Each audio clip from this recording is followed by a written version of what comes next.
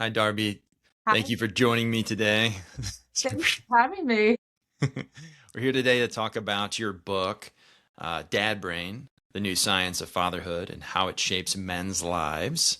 Yes, right there. Beautiful cover. It's expected publication is coming soon in a week, June 9th. And so it's around 300 pages, so it's not the longest read, it's a quick read.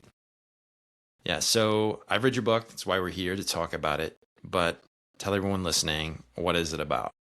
Definitely. So, as the title suggests, it's about fatherhood and it's specifically about how fatherhood changes the brain and body. So, I'm a psychologist. I've done neuroimaging research in my lab. The book summarizes some of my work on how fatherhood affects the brain and how it affects men's hormones. But it also sets the stage with some evolutionary theory about why fatherhood is variable and then kind of zooms forward to look at policy and workplace implications of dad's involvement in fatherhood. So it's sort of an overview of both the basic science on fatherhood, but also putting fatherhood into practice to affect men's lives. Right, right. It's basically there's like a descriptive portion of the book, and then there's kind of a prescriptive or normative portion of the book, and it's like a part one, part two. So Yeah, very straightforward for the exactly. reader. Yep. Yeah, yes. And so you seem you're very pro fatherhood, right? Yes, it would be very strange if I was opposed to it. This would be a very short book. Yes, Yeah. indeed, indeed. And so from a scientific perspective, what are the say major findings that you see as making the point that fathers are good or as capable and important caregivers to young children, would you say? Yeah, so I think I can answer that in a few different ways. So, in terms of positive effects of fatherhood, there is a really robust research literature that when dads are more engaged in parenting, kids benefit across the board. They show better educational outcomes, occupational outcomes, lower delinquency, less substance abuse, better social competence, better emotion regulation, better physical and mental health. Some of that is probably more correlational. Like there's the third variable explanation of just like dad involvement as a class marker. But even when controlling for income and parental education, you see positive benefits to kids. And there are also benefits to moms. So there is a good amount of research suggesting that when dads are more hands on as caregivers, moms report lower stress. They're less likely to fill psychoactive prescriptions. They have lower rates of postpartum depression, for example. And then the case that I try to make in the book is that father involvement is also beneficial to men themselves in terms of a sense of meaning and purpose, social connection, and a kind of investment in close relationships, which we know is a important predictor of longevity and well-being for men. So those are the benefits of fatherhood. In terms of what we know about how fatherhood, sort of how men are primed for fatherhood, I think I try to make a fairly cautious claim in the book. And I should caveat, and I think this is clear in the book, this is a very emerging area of research. So there's still a lot that we don't know. And the studies are small, they're underpowered. But from what we do know, based on what I've looked at and what other researchers have looked at, men are capable of showing adaptations at the level of their neurobiology to caregiving experience. So their brain structure changes in ways that mirror what we've seen in mothers, and they show fluctuations in their hormones that are linked to a partner's pregnancy and to proximity to an infant. So my takeaway from that is that some of the gender essentialism that you see around only moms are wired to nurture should be upended by some of this evidence that fathers, in fact, also show caregiving sensitivity and neurophysiological adaptations to caregiving experience. For sure, for sure. I mean, one way I look at it is, our genomes are structured, 23 chromosomes, and only one of the chromosomes is a chromosomes, right? So one set of those 23 pairs. And so presumably there's been selection across the genome for parenting care or caregiving statuses that allow us to rear neotenous, underbaked infants Right. until they're capable humans. And so there has to be some sort of latent uh, architecture for this parental care trait that Right. exists across the autosomes. And so, Exactly. Yeah, and yeah, like you said, like our infants are vulnerable, they need really intensive care, and our humanity would not survive if, our fate depended on a single caregiver. yes, yeah, yes. Yeah. Yep. And some of what you said also reminded me of other books that have come out recently, like Sarah Hardy's Father Time. I Yeah. think that's something that you reference, Right at on my least, desk here. Yeah. yeah, yeah, in your book. And Yeah. that book, goes into the neuroendocrine, the behavioral endocrinology behind that sort of latent structure idea that I previously mentioned. It also reminded me of Melissa Kearney's Mm. book.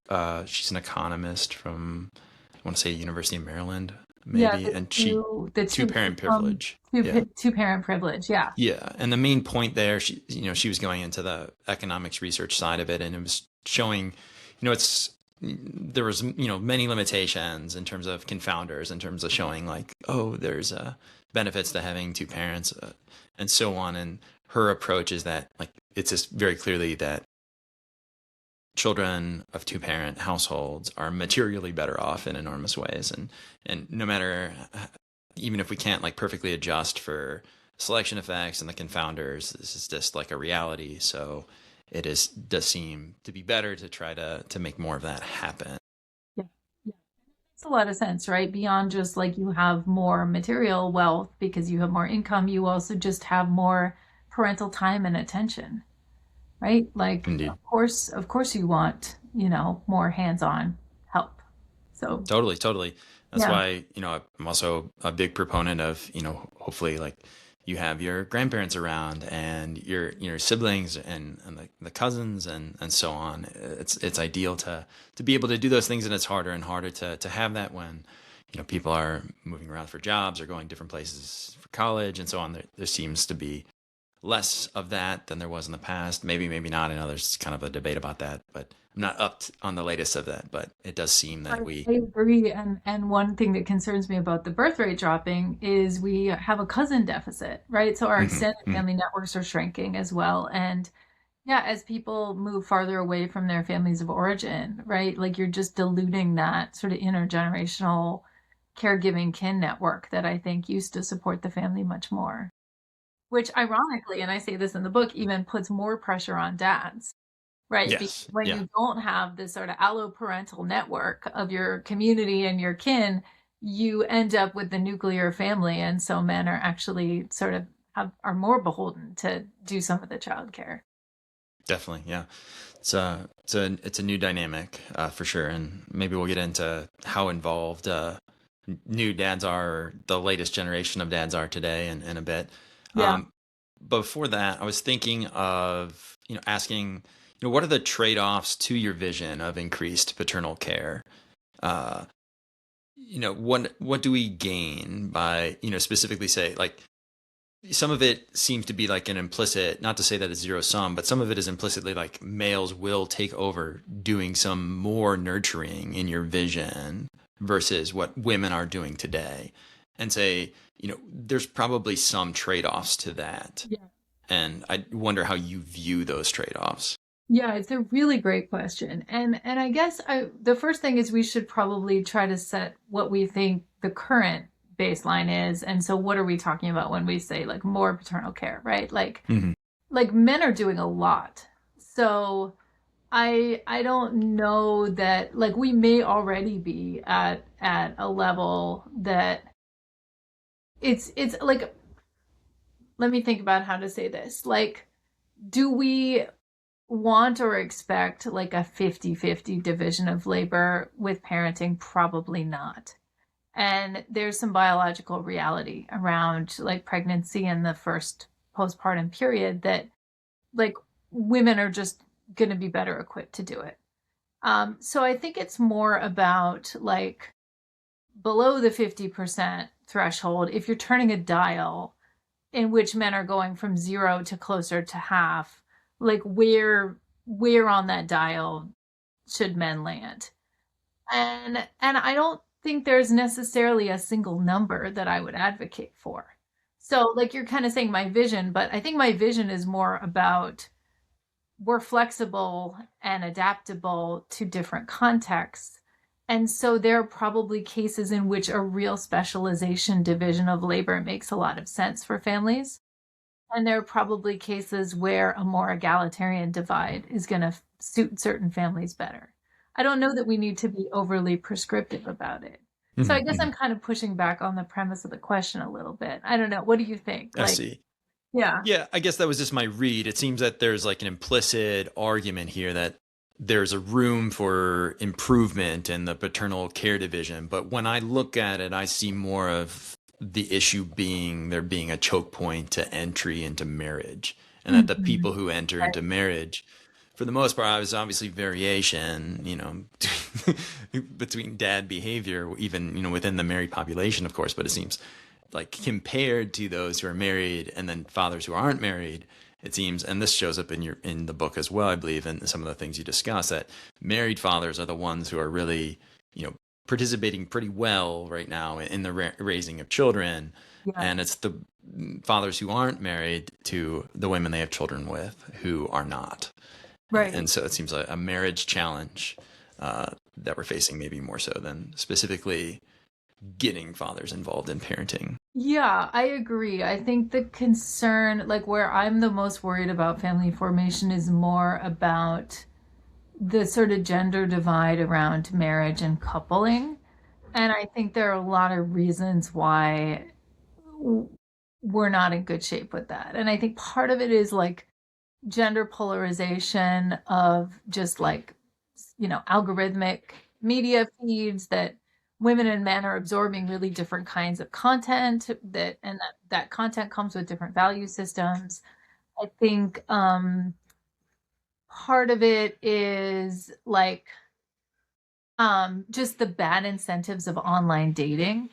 So, I'm thankful I met my spouse in an analog way, like before the apps proliferated. And I think there's something antithetical about a sort of gamified interface where you see like a multiplicity of suitors to the idea of wanting to settle down with just one person, right? It's like the apps give you this sense of plentitude, and you can always replace someone who's not perfect with someone who might be perfect. And it's almost like shopping for a partner.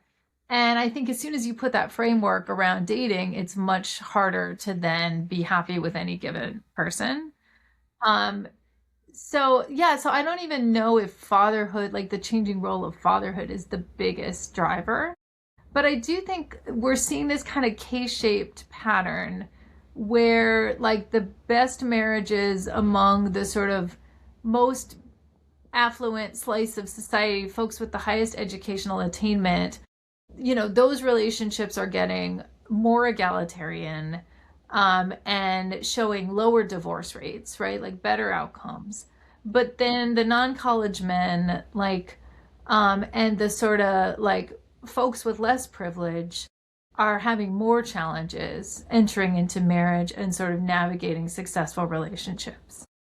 And it's a multi-determined problem. And yeah, I'm curious what sort of you see as like the big maybe levers for intervention there. Hmm. Well, so one of the ways I've always thought about it is some of the major socioeconomic changes we see and social changes that we see of recent years that follow that K-shaped pattern is that like the relative status of a male versus a relative status, compared to their female peer has Yeah, been like stagnant or declining while it's increased for that peer right. woman, and that I think creates friction when it comes to entering into um, a long-term partnership with assuming that marriage is going to be pretty assortative, meaning people who are near peers are going to for the most part pair off, Yeah. and so that friction is just people that are not engaging with it, and the people who want to become parents still do, but then they don't get married. They still avoid that. They still go down the parenting route though, and just avoid the marriage route Right. because of that. And Oh, I think that's yeah. Go ahead. yeah, sorry to push back. I was just Yeah. thinking, like, if the issue is this is not like the absolute level of status, but rather like the status differential Yeah. between men and women. I Mhm. guess where I wonder about that though is we see the highest marriage rates among college educated women. So, like, if it were just about a differential, then wouldn't you see women with the lowest educational attainment would have the most success because then it's the most possible for them to find a partner who's their match? Well, so I think that's what you're outlining there is like a purely hypergamous model versus like a more of a purely assortative model. And so I think the better model of the marriage market is purely assortative rather than purely hypergamous. Now, I think there are layers to.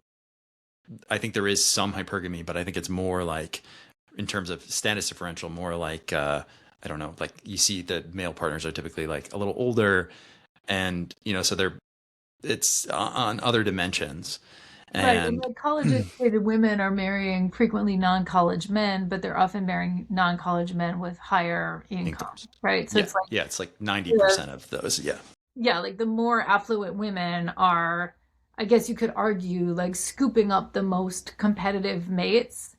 Um, but I do wonder, like, so like that would imply a solution, which would be to raise the economic status of men and somehow decrease the status or the accomplishments of women or the um, educational opportunities available to women, et cetera. Like, I mean, certainly the easiest way to do it would be to decrease the status of women rather than increase the status of men, because I think like if you want to push like the easiest button, um, but I don't know that that actually translates into benefits. Um, sure. it seems to me like it's less about women are aspiring to have men who, I don't know, out compete them in some ways. And it's more about how single people meet each other and the incentives that are kind of like structuring that environment. Yeah, yeah. I think both dimensions matter. Yeah. Melissa Kearney, the same economist we had mentioned before, she has this paper on like a fracking windfall paper. I forget exactly where the fracking windfall paper, you're probably familiar with it. And so the men who experience fracking windfalls relative to the women who don't experience that windfall in the area, they end up, having more children, but Right. it I've doesn't seen that increase their paper. No. marriage likelihood. And so Yeah. that speaks to something cultural, or there's some other like non-cognitive personality type things that matter, to getting them into the long-term partnerships. And for whatever reason, these Yeah. women are not seeing men as like having enough conscientiousness or enough whatever it may be to be worthwhile long-term partners. Yeah. I do And think yeah. there's something to that and to the way that boys are maybe maturing Mhm. and we're raising them. And I also think like the Richard Reeves kind of account would maybe be like there's been this dramatic pace of change. Like women's status has changed quite a bit as women have entered the paid workforce. And it's like women have changed faster than men, right? Like that there's this mismatched pace of kind of cultural evolution that women are now, as comfortable in the boardroom as they are in the kitchen, but men have not matched with, you know, like they continue to be comfortable in the boardroom, but they're uncomfortable in the kitchen, right? So it's like you have women are changing very quickly and men are sort of lagging behind, and it leads, like he calls it, I think he calls it either like a father deficit or a father gap. Like there's this like this lag in terms of like women's economic production has outpaced men's home production. And so that makes men less desirable to women because women are sort of more frustrated, feeling like if they find a partner who, let's say, matches their income, that partner's not going to match their home contributions and they're going to be burdened by, the second shift. Right, right. Think of that. Yeah. So I'm a little bit more skeptical of that narrative. I Yeah. think it's more that as we go down, there's different like cultures, like within like different sort of tiers and segments of society. And then like in this non-college educated sphere, there are less ways for men to prove themselves as desirable mates. And that isn't necessarily going to be the vector of like caregiver, although maybe for some women it would be. But I think it's more like, how does this man demonstrate that he's valuable now that his like physical strength means absolutely nothing in Right. today's economy? And that was like the previous vector of the past, that they could show that they're manly in this way as a protector and a provider, and that's not available to them anymore. And like, what's the new script? Whereas like the fet college educated intellectual can still be that same thing and still is attracted to the women who are in that sphere looking for men like that, Yeah. for example. Yeah. So I think it's like there are expectations in different social cultural milieus where the assortative matching is occurring, and they can't access those status scripts anymore. And so I don't know we can't like re-engineer the economy to make that happen. Although like obviously there's like people who express that political desire to do so. I don't know how that happens. That's Yeah. like part of the idea behind tariffs, or part of the idea behind reducing immigration and returning manufacturing to America and so on. Right, right. But like a lot of those Yeah, ideas, I think actually would have some severe negative consequences to the economy, or they already have. So there are big trade-offs there.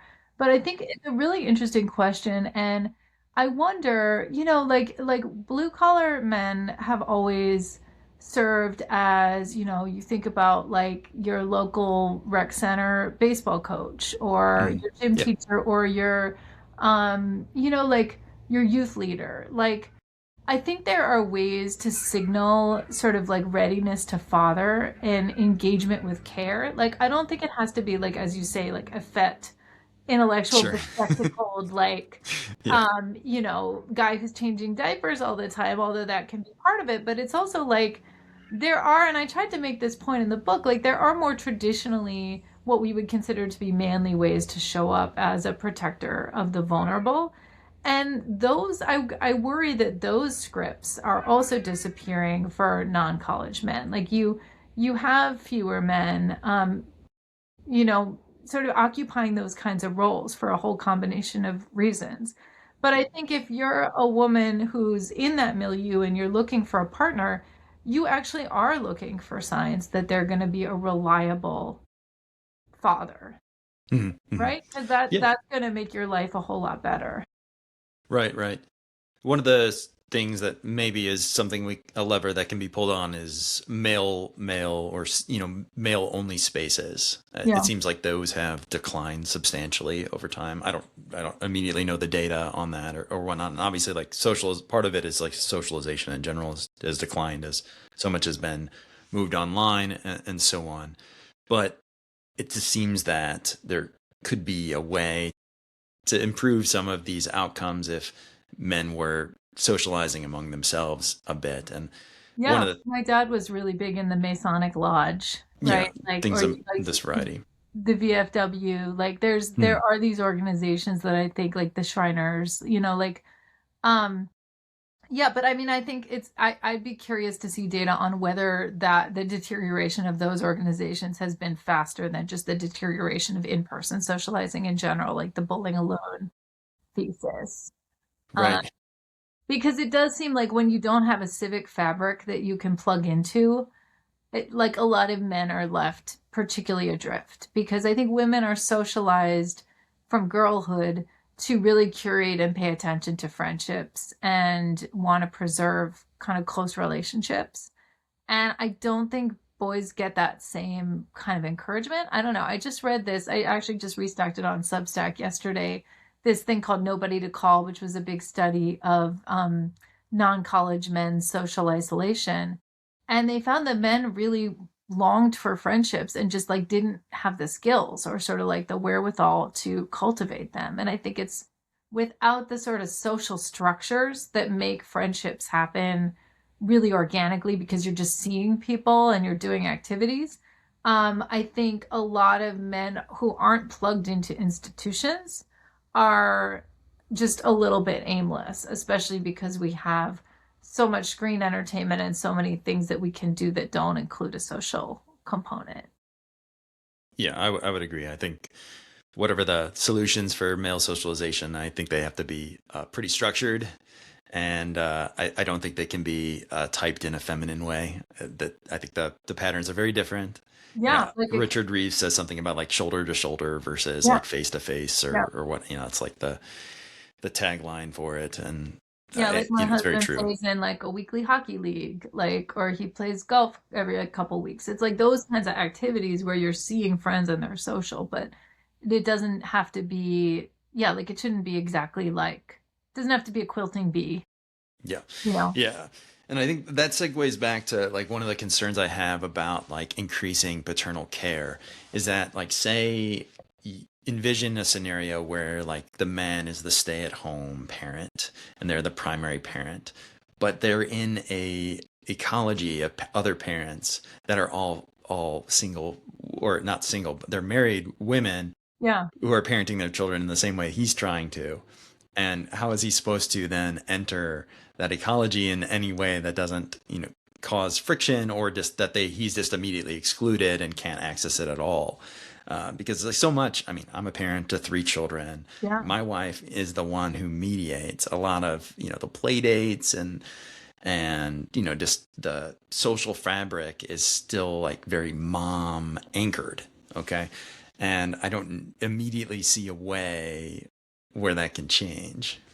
Oh, yeah, I would say that that's actually pretty easy to change. So, I mean, my brother's a stay-at-home dad. Mhm. He gets together with other stay-at-home dads. Like, I think a really good example of a way in which that can be malleable, because I mean, that's very sociocultural, right? That's not like a biological imperative that only one parent Sure. can stay home.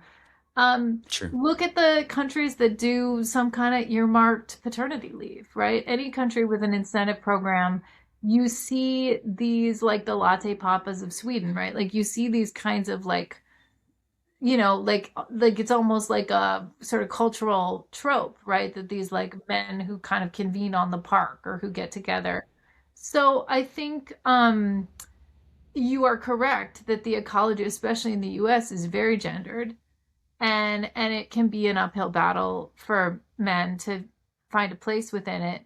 But I don't know that I see that as a reason not to do it or to advocate for it, because I think there is some value. Like, everybody's got different skills, talents, and desires. And if the person with the remunerative career is mom, like, should the couple decide doesn't make sense for dad to step up because everyone else who's doing it is female? Like if you use that framework to like drive your occupational choices, you'd be limiting people in a lot of different ways. I'm not saying it in a prescriptive way. I'm just saying that I think there's this major mountain for, if the father is the primary care, to then like enter their children into like their the social network that exists within their community, and then like continue to maintain it.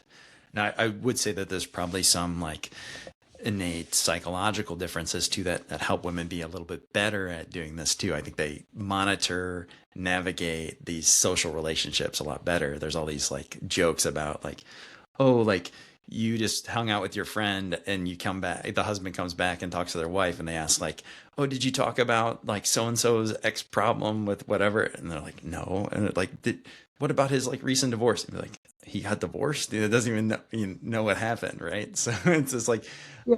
I would say the nature of the interactions are so different, and like what women are doing socially is like very logistically like meaningful, and it provides a lot of organization to a community that men are not as good. I mean, they certainly could do it, but they're the other women aren't really going to welcome into that role necessarily too. Really varies. It really varies. Like I think and I hear that you're not being prescriptive and more descriptive, but like so where I live, I'm in a part of Northeast LA that has a lot of artists, a lot of musicians. I would say I probably know more like breadwinner mom, like caretaker dad couples than the opposite. And so, off the top of my head, I can think of like at least three families where the dad does a lot more. And those dads get together with each other, and I think there is a way to plug in. I think it's a good question about sort of like the weak ties, like social bonds that maybe women better facilitate, and whether it's a disservice to kids if you supplant, primary mom caregivers with more dads, if you put more dads in the mix. I mean, my kids' elementary school, our PTA director was a dad for most of the time that my kids were in elementary school. And, I think he did a really good job actually of like getting people excited about the school and, fundraising. And so like, I think there are strengths that men can bring to bear um, that might be different from the strengths that women can bring, but that doesn't necessarily mean that like women should always be doing X and men should always be doing Y. Like I actually think there's a lot of evidence from like corporate research, like work on business, that mixed gender teams have the best performance. So because you have the most like diversity of opinion and sort of like you can arrive at the best conclusion sort of in the most rigorous way. So maybe there's an argument for that too in the sort of caregiving world. Yeah, perhaps. I wonder, like when we talk about, the strengths and weaknesses and like the specialization that goes on in these like, personal, like intimate affairs. Yeah. It makes me wonder, like, so we're kind of inviting basically people to take on more potentially inefficiencies or bear more costs, and it just seems like that's just like the vector to like making parenting like a luxury good, and that's kind of what it's increasingly becoming with the best, most stable, most fruitful marriages being these upper class, college educated type marriages. And then that like is just going the wrong direction in terms of like who gets to have children. And like, I mean, Yeah. personally, I think like everyone should have the opportunity to have children if they want to have children. And, Yeah. it's like a meaningful thing in life. And I, this seems like we should do in a prosperous society, make it easier rather than harder. And that may sometimes, maybe not pushing the egalitarian scripts that like are great for the upper middle class and upper class who are college educated and have more liberal and open values than Yeah. say the rest of the people in society. See, okay, so it's so interesting because I feel Yeah. like you and I agree on 75% of everything, and then we disagree on like a key 25%. Because what Yeah. I see and my takeaway is the more egalitarian families seem to be doing really well, and the folks who have maybe more rigid expectations or rules around masculinity and femininity are really struggling, and they're having a harder time forming families. And so to me, like that suggests that egalitarian attitudes are beneficial. You're saying the opposite. You're saying like it's the folks with the more traditional gender attitudes that are having a harder time, and therefore we should have more traditional gender attitudes.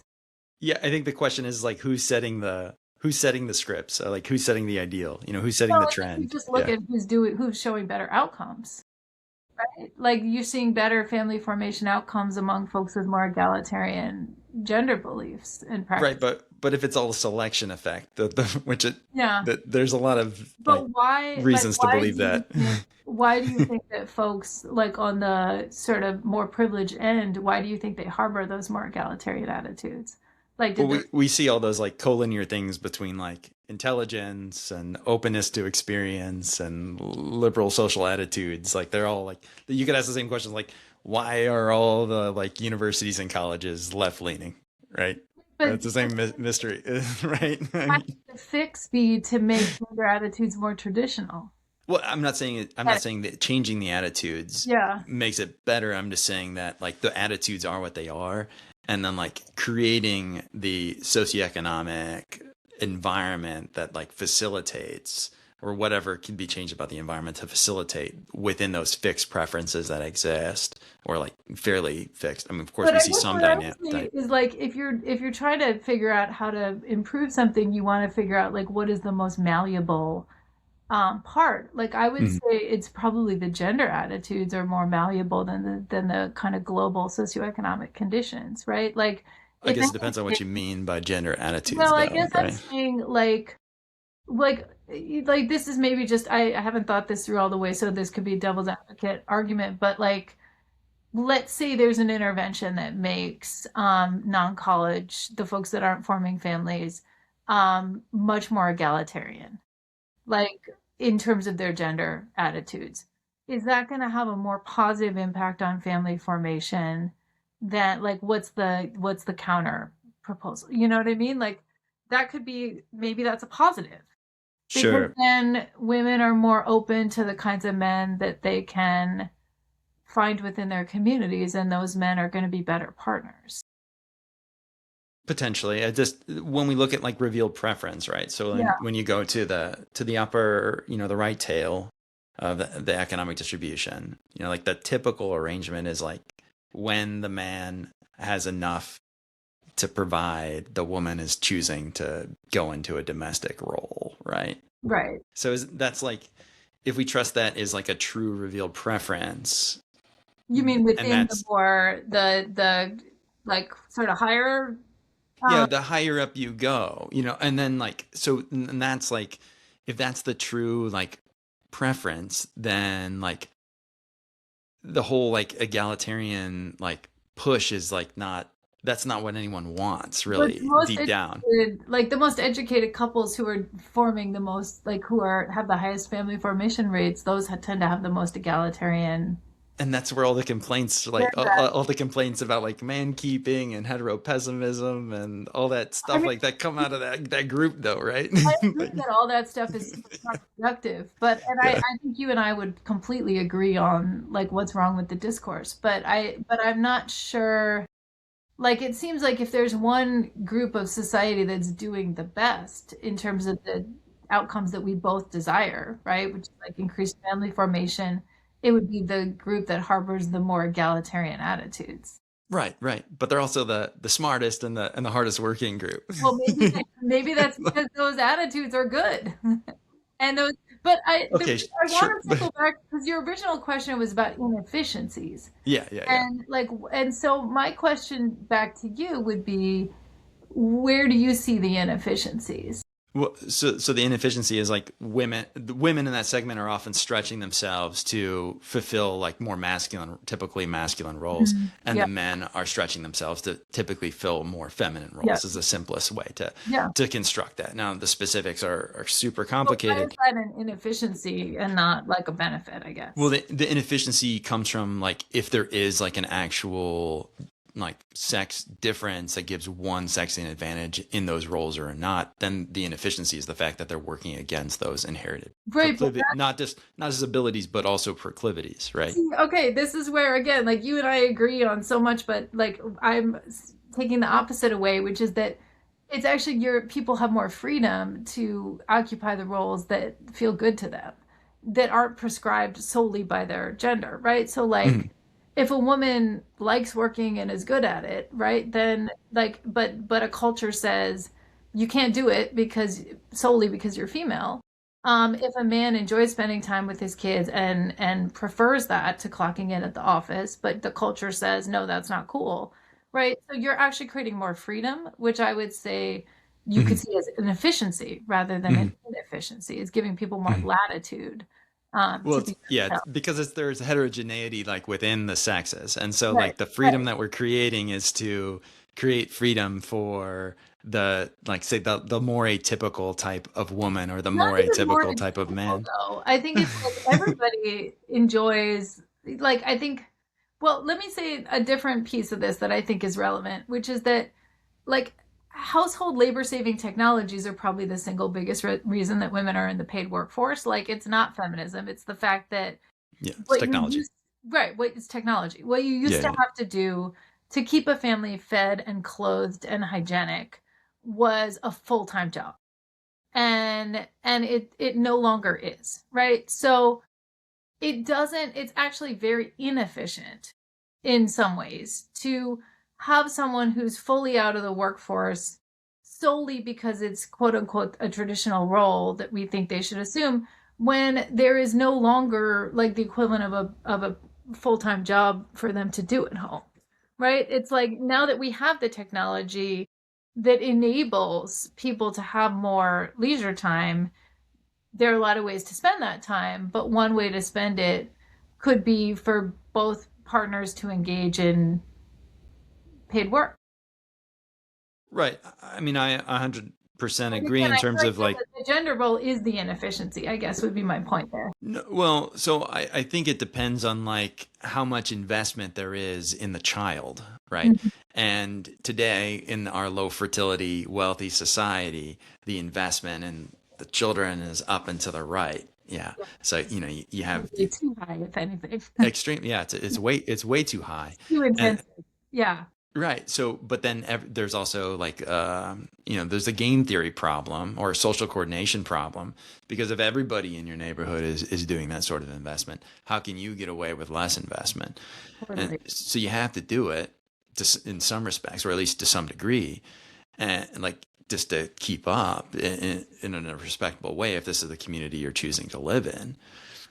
So like it may not be a full-time job to keep up your home, but then like you're running a family firm in the Emily Oster type model, But right? is So that good for kids? Like, I hear what you're saying, yeah, that it's yeah. like a competitive thing and that like people feel like they have to keep up with the Joneses in terms of childbearing, but I'm not sure if that's a good argument for why it's more efficient to have a partner at home. Like, I think you could look to, Well, I'm not saying you know, you need a partner at home. I'm just saying that yeah, like you don't escape like heavy parenting demands even when you get your children out of like into school. Like they have somewhere that they are, yeah, 40 hours a week, that's scheduled activity while you're at work, so you don't have to like do it, and you don't have to do a bunch to keep your home up because you got all the technology, or you hired out, some services to take care of some of the basic stuff, but you still like have a lot to think about and worry about. So it becomes like running a business in some respects.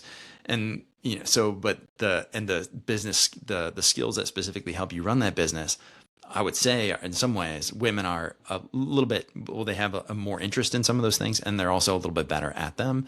And then the environment, because the environment around it just makes it's set up for them to do that because that's that seems like for someone who, like, my sense is that you believe in, like, human power over, like, autonomy over constraints, and yet that seems like an extremely, like, almost defeatist attitude to take, that like it's just that it is this way, so it's easier to keep it this way. But like, for example, I would say, like, in the US, the divide between stay-at-home parent and working parent is very stark, and we have all this sort of cultural angst over like women's choices, right? That's not the case in a lot of countries where, let's say, one of my favorite examples, Denmark, where it's totally normalized for parents of young kids to work part time. And both moms and dads frequently have 4-day-a-week schedules with really generous long leaves and paid sick time. And there, like, you don't have the huge identity sort of like worries over whether or not you're stay at home or girl bossing, right? It's like, because you have an infrastructure that makes it possible to do what you say, like the running the business of the family, investing considerable attention into your kids, like that's more baked into how your work is structured. So I think it's when you have this bad combination of like a winner take all economy with ideal worker expectations, where we want people to be totally devoted to their job, and yet we also have this intensive parenting model, that I think that's where you get a lot of the frustration and friction. right, right. I mean, Americans are trying to do too much. I mean, in many ways I'm on board with the Brian Kaplan theory of Yeah. selfish reasons to have more children. I don't know if you're Just familiar with like that book, let but them, yeah, you don't have to freak out about them. Yeah. yes, yeah, yeah. No, so to some extent, and like you have to. So I try to balance that reality where things are probably going to be okay, and like we should loosen up about things with the fact that like you still have to exist in a particular in whatever social context you're in, so you can't just be like slacking and shirking like other people are expecting things of you, and expecting things to be a certain way, even if you don't necessarily agree with that vision of things. Yeah. But like contrast, that's the thing too with contrasting like America to say like one of these like Nordic countries or even any other European country. Like the culture is so radically different, and and partly because of like the geopolitical context. For instance, like America is like the vanguard of like leading like whatever the future of human civilization is, and the Nordic countries are like there to enjoy to enjoy their life there. Like the Nordic countries actually have, like pretty robust economies with high innovation. Like But it's like the they're more new country, that more new companies are started in the Nordics than are started in the US these days, if you look at number of startups. right, and to some extent, that's a function of like more like liberal like economic rules, right? To some extent, like they Yeah, have more like right of center or liberal like economic policies. So, in to some some extent, ways. right? In some ways, but they But also have a safety net that means that you can leave your job to start a new company without losing your health insurance and your family's health insurance. Like here, because we tie benefits to employment, we actually reduce a lot of mobility. So, yeah, yeah. I mean, there's certainly like places where like the way that America does social policy can be tweaked. I know like Musa Al-Garbi has that long yeah, Substack piece about pre-distribution versus redistribution, and America's always been a redistributive model because we don't want to get in the way of innovation, and right. So there are some costs to doing the pre-distribution, even though that may raise the floor a little bit. But America's about making sure that there is no ceiling and going as high and far as possible.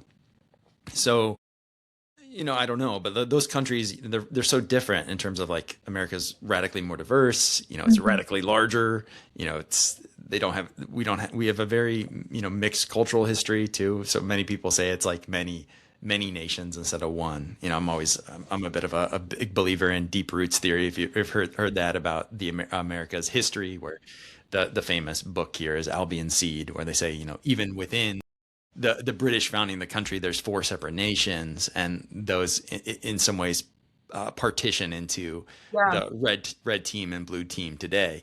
great book. Have you Yeah, read American Nations by Colin Woodard, which is kind of like an updated version of that thesis? yeah, yeah, yeah. No, I think he overfits the model though, I and he love that just is book. so angry about. I mean, it's a good book. I mean, the Yeah, whole idea is like interesting, and I yeah, still find it plausible. I guess like my bone to pick with Woodard is like he just is like doing overfitting. He just like he extends those four groups to then like the rest of the country. So he's like extending it to like the culture of like what Silicon Valley is, right, or right. it's Yeah, similar. he But has like El Norte, and he has like the like yeah, he's also not very pro the South. yeah, no, he's very anti one of the founding cultures. It's like, well, like if they are like there and like you have to find a way to like live with them. They are still like part of it. He's like trying to like get rid of that part. It's like, okay, Yeah. why? I get you don't like that part, It is but it's a really interesting idea. And then I think the Albion seed idea is right, is that there's like the Scots Irish kind of honor culture.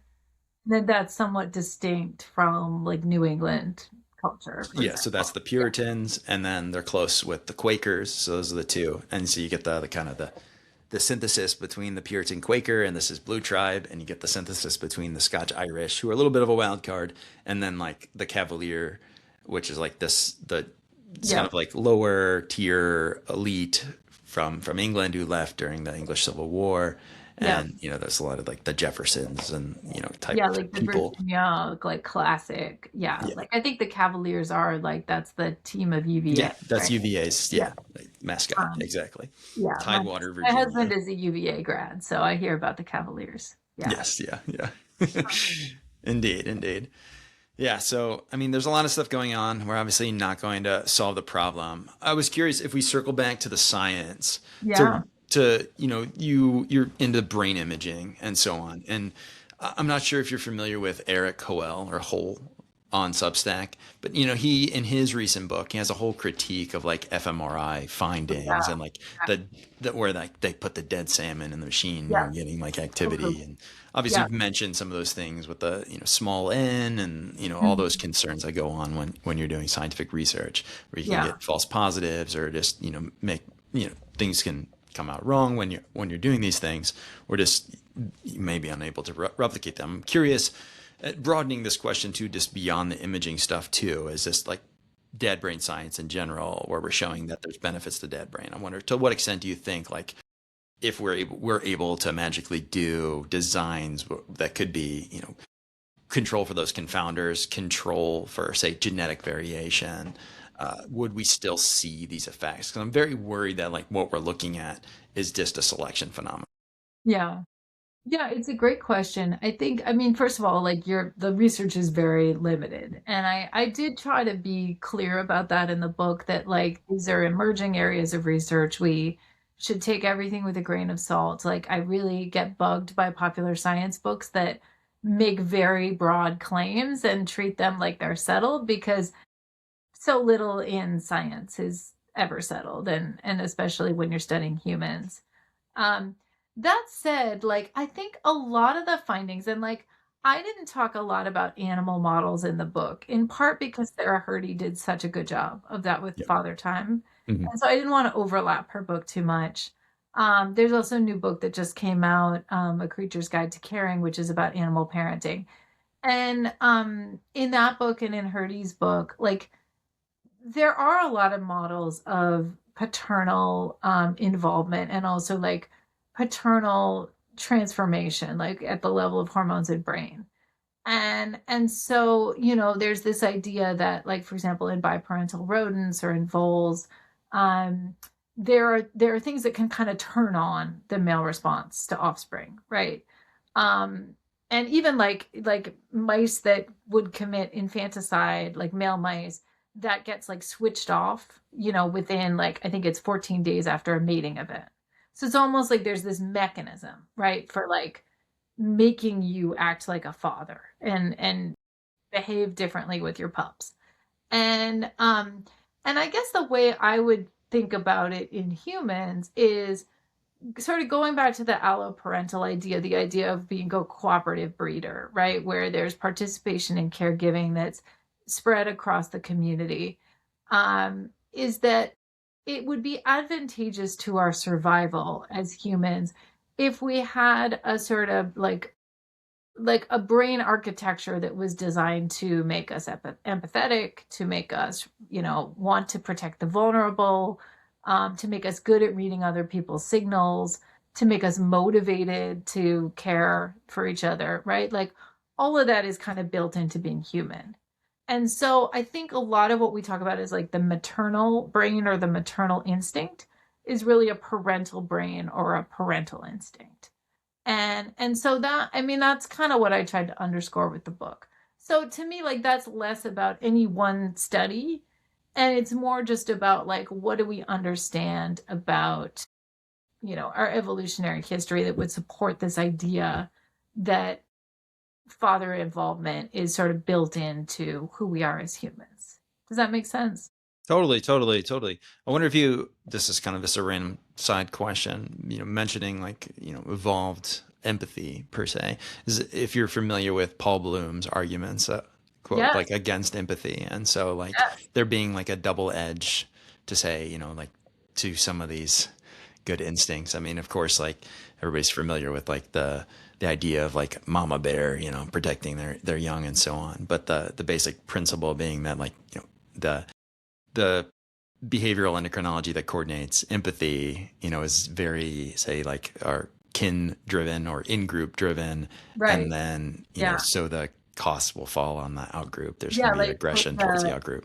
Exactly, like parochial altruism, right? That like and I have a guest essay in Paul Bloom's Substack that's Okay. gonna publish Yeah. soon that is about this, that is about does and there's it's tied to a section in my book, like does being a parent make us more or less empathetic? And the answer is sort of both. And it's really that we become more favoritistic towards the in group. Yeah. So, Of course. Yeah. which comes with trade-offs, right? Sure. Um, Of course. Of course. Yeah. it's good and bad. Yeah. Yeah. And I do think, because we're humans and we have these big brains, there's an element of choice, and we can decide to be more collectively oriented if we wish, right? Like we can take our obsessive love for our child and we can generalize it out to wanting to volunteer with the PTA or with our local schools more generally, right? Like, and many parents do that. They expand their altruism out in more pro-social ways. Yeah. Yeah. Yeah. I just, I always being, say, like a little bit more of a Burkean than you, I have this concern that, when we try to engineer these things, Yeah. we hit a hard ceiling when it comes up with human nature, and some of that strong like kin selection, all these evolutionary forces that shaped us over millennia have made Yeah. things pretty hard to just totally make anything happen. Like I we think saw kibitzes fail, and from this perspective to some Yeah, extent. no, I think there's a lot of validity to that perspective. And I think if you could argue, like, if the left errs too far in one direction, it's believing too much in nurture or in socialization. If the right errs too far in one direction, it's believing too much in nature or biology. And I mean, I'm like, call me wishy-washy. I think it's like right in the middle. So I think it's like probably the most adaptive way to live, I'm curious if you agree, is to see human beings as being in charge of their own destinies, and for societies to see themselves as capable of providing structures that can support human flourishing. So, like, I actually think it's best to believe that we have some control, even if we don't, because it makes us behave more adaptively. Sure, sure. Yeah, no, I mean, I agree. I don't know how much, how many degrees of freedom we have in our agency or not. There's a lot of constraints that's undeniable. But I do think it is better to believe that we have, free will, that we are responsible, and that, even if someone believes that they don't, like a lot of the other people around them are going to be functioning this way. Yeah, And so it's hard to function without believing some of these things. right. So It could be a positive illusion. yes, yeah, Yeah, and I think that goes all the way back to like the founding of psychology. That's like William James, where he's like, he's in this depression until he decides like, I got to believe in free will, because if I don't believe in free will, then I can't function, I can't live my life. So yeah, yeah, yes, so yeah, I mean, we agree on many things, yeah. Maybe and just more things than we disagree on is my hunch. certainly I was very happy to see a lot of the realism about some of the limitations that biology creates. I mean, I'm a geneticist by training, and it's hard not to see these things, and not to see how some of these things extend into the our sociology. Yeah, And sometimes we're just I think a too utopian yeah, about certain things. And I mean, it's not, I don't think it's bad to aspire to things, but I think also we have to, when we aspire and fail, then we have to learn from those lessons. And I think, I think we've learned some things over history, but yeah, but we're close to wrapping up. Is there anything I forgot to ask you, or anything I should ask you before we close, you think? I didn't think so, but I'm just so grateful that you are willing to read the book so carefully and to have this conversation. This was super fun. For sure, and I'm sure we'll continue the conversation offline. I mean, I want to write about the book. There's a lot of interesting things. There's lots to dig in. I mean, this is basically a topic that Substack won't shut up about in general.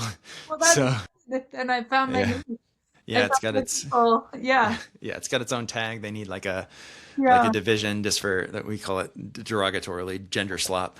Oh my But God, totally. yeah. Yeah, So there's a lot of it.